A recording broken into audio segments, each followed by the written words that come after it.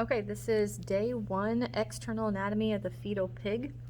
If you go to the lab handout that looks like this, we are doing 1 through 14 today. So if we look at the fetal pig, they had to measure it in the length. They measure it from the tip of the tail to the snout, and that will tell you how old the pig is.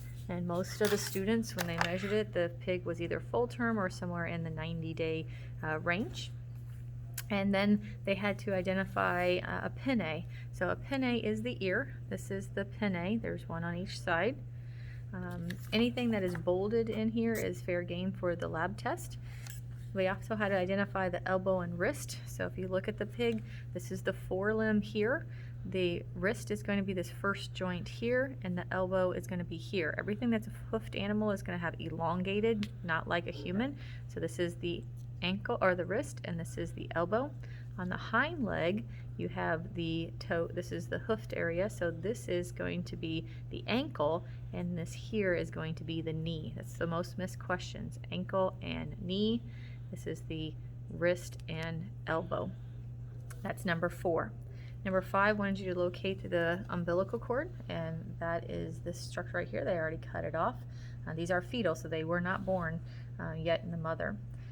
The other thing they wanted to look at in 6 is the tail. Of course, here's the tail, and the mammary papillary, which are called the teats. And so that's on the belly side, the ventral side, and you see small little bumps right here.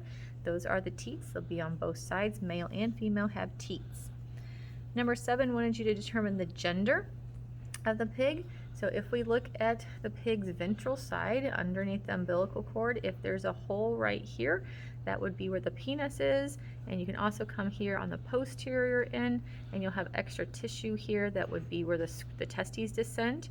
This one does not have that, so let me show you on this pig.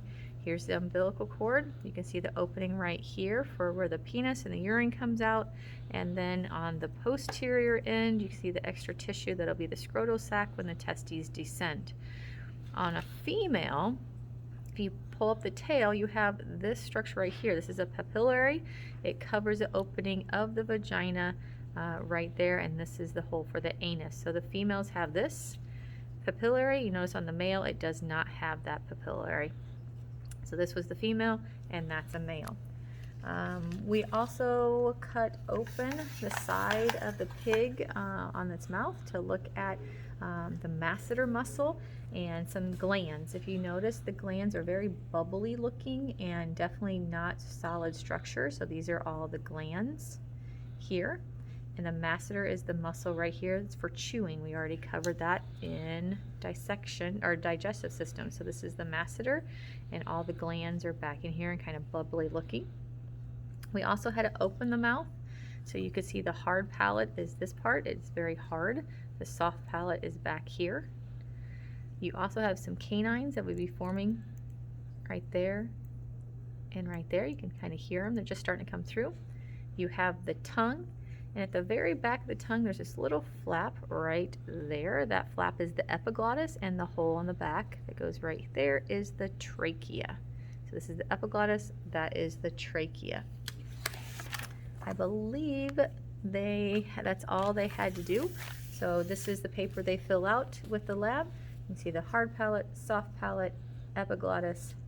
This would be the trachea or the esophagus, one or the other, and the tongue. And then back here, the parotid is the far one, submandibular is below, the masseter, the mandible, and then on top is cut away is the sublingular gland. That's it for day 1.